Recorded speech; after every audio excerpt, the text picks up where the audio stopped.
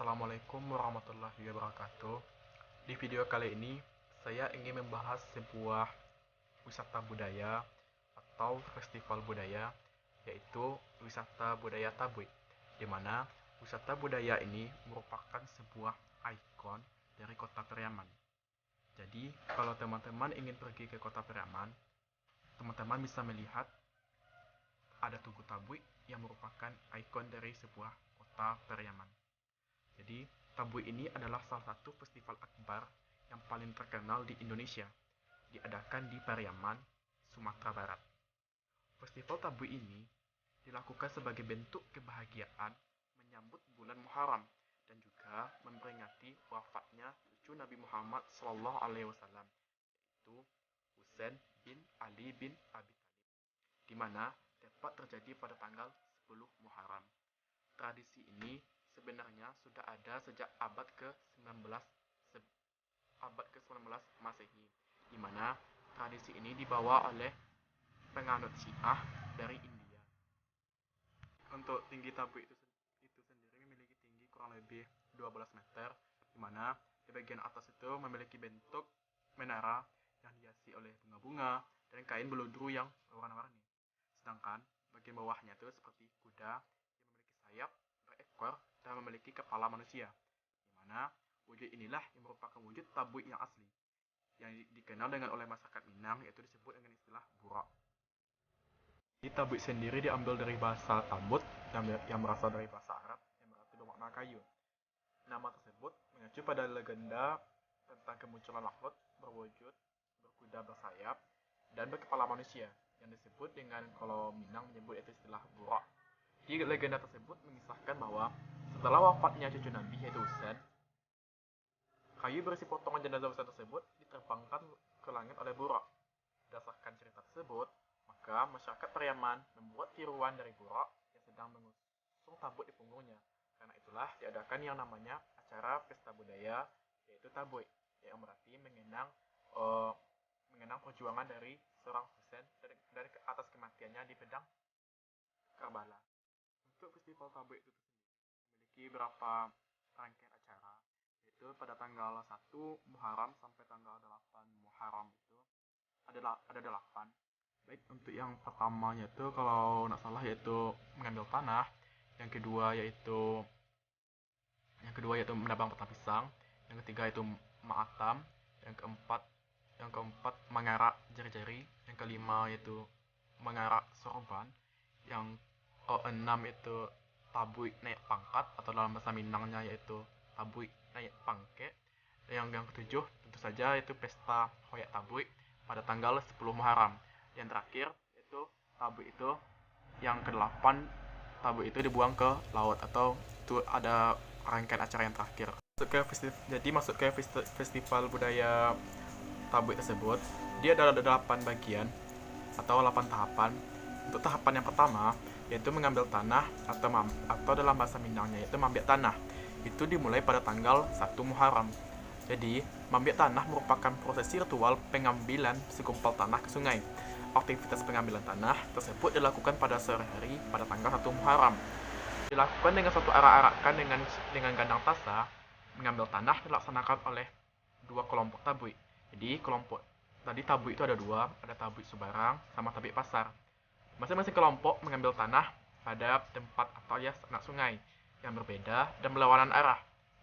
Pengambilan tersebut dilakukan pada sungai yang berbeda.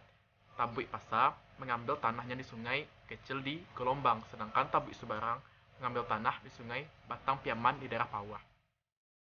Jadi kalau kita lihat di segi gambar, itu merupakan gambar dari seorang tetua adat atau kepala suku yang mengambil tanah di sungai.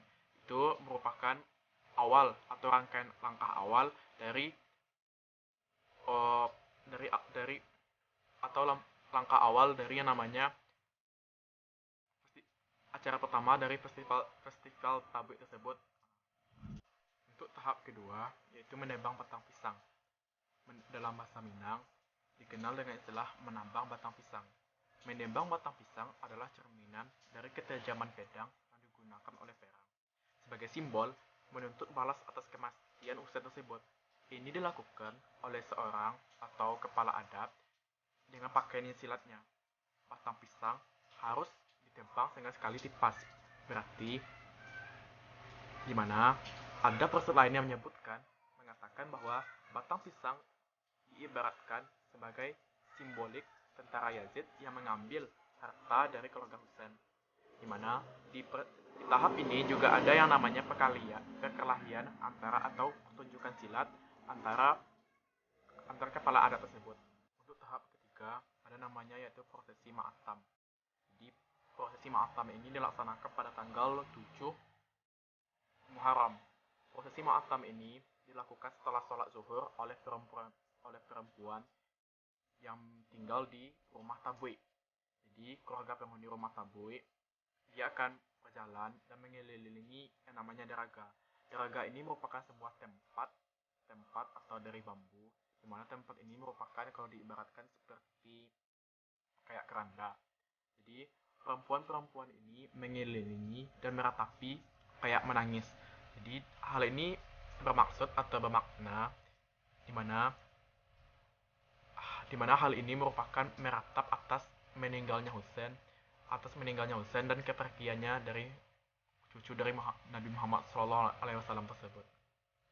Untuk yang tahap yang keempat ada yang namanya yaitu mengarak jari-jari atau dalam bahasa Minang maarak jari-jari. Itu dilakukan tanggal 7 Muharram. Jadi bertepatan dengan Ma'atam tadi. Jadi maarak jari-jari atau mengarak jari-jari dilakukan pada hari yang sama dengan Ma'atam, yakni tanggal 7 Muharram, sebagai kelanjutan dari acara Ma'atam. Maarak jari-jari diselenggarakan setelah sholat maghrib. Prosesi dilakukan oleh kedua kelompok, yaitu kelompok Tabik Pasa dan kelompok Tabik Subarang, dengan mengambil lokasi di daerahnya masing-masing. Jadi, kegiatan arak-arakan dilakukan dengan membawa panja. Apa itu panja? Di panja ini yakni sebuah kubah yang terbuat dari kertas kaca dan bambu serta diberikan lilin. Kertas tersebut berisikan gambar tangan dengan jari-jari yang putus. Hal ini merupakan pelambangan dari jari-jari Husain yang dipotong oleh musuh. Prosesi dari mengarak jari-jari ini juga dimeriahkan oleh hoyak tabik lenong, yaitu sebuah tabik berukuran kecil yang diletakkan di atas kepala seorang laki-laki sambil diiringi bunyi gandang tasa. Untuk tahap yang kelima yaitu mengarak sorban atau dalam bahasa Minang yaitu marak sorban. Jadi ini pada tahap ini dilakukan pada tanggal 8 Muharram. Di peristiwa marak sorban bertujuan untuk menginformasikan kepada anggota masyarakat akan halnya penutup kepala alias sorban Husain yang terbunuh dalam perang Karbala. Hampir serupa dengan peristiwa marak panja, bahwa kegiatan ini juga diiringi dengan miniatur tabik lenong serta digiringi bunyi gendang tasa seperti sambil diiringi oleh sorak-sorai oleh masyarakat. Ritual ini dilaksanakan pada malam hari, tepatnya setelah sholat maghrib.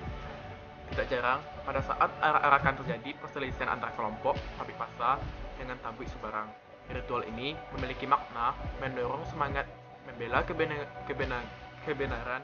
Pesan yang disampaikan adalah agar menggunakan logika rasional dalam bertindak. Untuk prosesi yang keenam yaitu tabui naik pangkat atau dalam bahasa Minang yaitu tabui naik pangke. Jadi ini dilakukan pada hari puncak yaitu pada tanggal 10 Muharram. Jadi tabui naik pangke adalah prosesi penggabungan atau pangke bawah alias tabui bagian bawah dengan pangke ateh atau tabui bagian atas. Pada dini hari menjelang fajar, di dua bagian tabui yang telah siap dibangun dan mulai disatukan menjadi tabui yang utuh. Selanjutnya, sering matahari terbit, tabui diusung ke arena jalan dan ditampilkan dan dihoyak sepanjang hari tanggal 10 Muharram.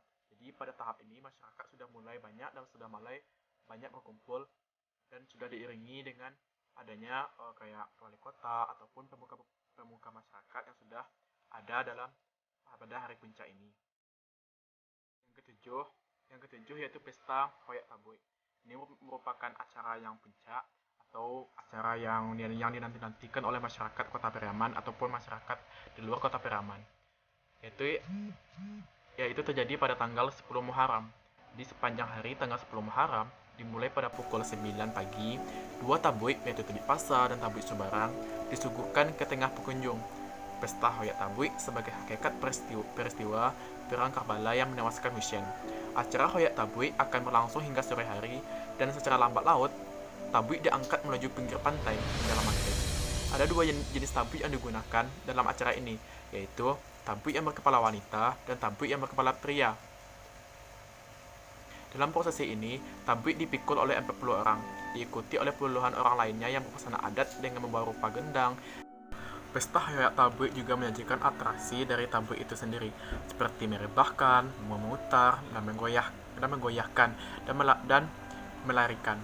Pesta Hoyak Tabui diiringi dengan gendang taksa dengan menyebut kata-kata Hoya Usen dan Sosoh. Seruan tersebut dilakukan berulang-ulang kali sambil melakukan atraksi Hoyak Tabui. Arak-arakan ini akan berhenti di Pantai Gondoria karena di sanalah tabui akan dibuang. Itulah untuk tahap yang terakhir, itu tahap yang ke-8, itu tabui dibuang ke laut atau pada tanggal 10 Muharram, di mana setelah tabui yang diarak-arak tersebut, kedua kelompok tabui dari masing-masing wilayah bertemu di Pantai Gondoria. Kemudian keduanya akan diaduk-adukan sebagai simbol perang di Karbala. Menjelang matahari terbenam, tabui dibuang ke laut. Prosesi pembuangan tabui ke laut merupakan suatu bentuk kesepakatan masyarakat untuk membuang segenap sengketa dan perselisihan antar mereka. Selain itu, pembuangan tabui juga melambangkan terbangnya burak yang membawa jasad Husain ke surga. Baik, untuk yang terakhir, apa sih makna dari perayaan tabui ini? Bagi masyarakat Pariaman berpendapat bahwa upacara tabui ini mewakili dari cerminan sikap dan pola hidup masyarakat Pariaman. Upacara tabui ini menyimbolkan suatu bentuk ekspresi rasa duka yang mendalam dan rasa hormat umat Islam di Pariaman terhadap cucu Nabi Muhammad SAW yang gugur secara tidak wajar pada peperangan di padang Karbala. Ada pula unsur adat yang terkandung dalam pelaksanaan tabui. Hal itu meliputi bunga salapan, tonggak atam, tonggak serak, jantung-jantung, pasu-pasu, dan ular gerang yang berjumlah 8 merupakan gambaran perpaduan adat dan agama, sehingga nilai-nilai adat yang terkandung dalam tabui tidak jauh dari nilai-nilai agama.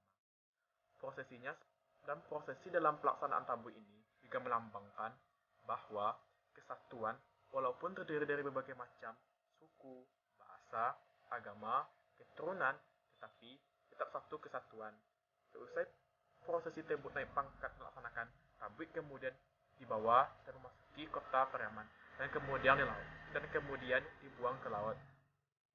Untuk selanjutnya, saya akan menampilkan sebuah video yang menggambarkan betapa meriahnya dan betapa indahnya dalam pelaksanaan upacara adat atau wisata budaya adat yang ternama dan terkenal yang merupakan ikonik dari kota Pariaman, yaitu wisata budaya Tabui.